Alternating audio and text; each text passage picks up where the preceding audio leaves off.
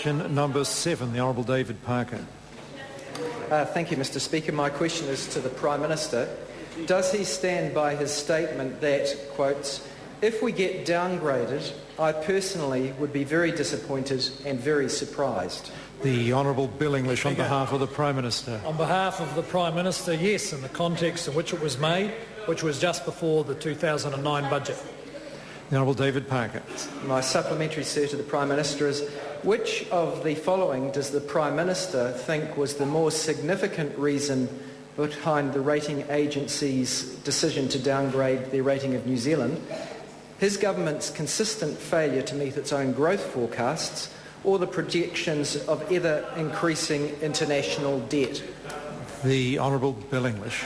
Well, Mr. Speaker, on behalf of the Prime Minister, the most significant factor has been the fact that the global economy is facing increased volatility and lower growth prospects.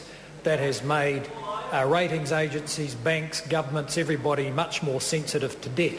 So despite the fact that New Zealand's position is better than it was in 2008, we've been put under the microscope, and rating agencies have decided that even with a lower level of external liabilities, we're not as creditworthy as we were.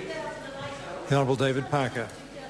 Which of these indicators of his government's performance over the past 3 years does he think most drove the double downgrade? 56,000 more unemployed, real GDP per capita down 36.6%, real wages down 3.2%, the wage and GDP gap with Australia up, government spending up from 31 to 36% of GDP, net government debt up 1,700%, or 100,000 immigrants to Australia and an $18 billion deficit. Before I call the Minister to answer that, whoever's holding those signs in the gallery will take them down immediately, or they'll be removed. They'll be taken down immediately. Thank you. The Honourable Bill English. Mr. Speaker, none of them. The Honourable David Parker.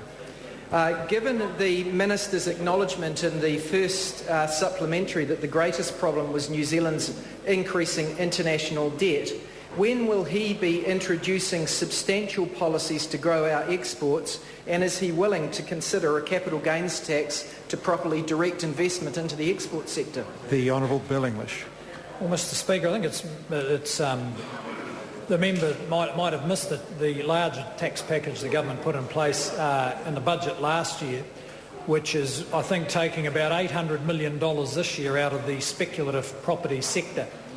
The government is committed to rebalancing the economy to grow exports, and we don't believe that new taxes, more spending and $7 billion more borrowing are the way to do it. The Honourable David Parker.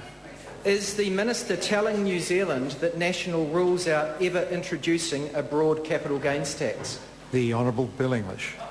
Mr. Speaker, that is the case, and I think both of the people who turned up to that members' meetings recently would agree with us. Question number 8, the Honourable Tauhenare. Speaker, my question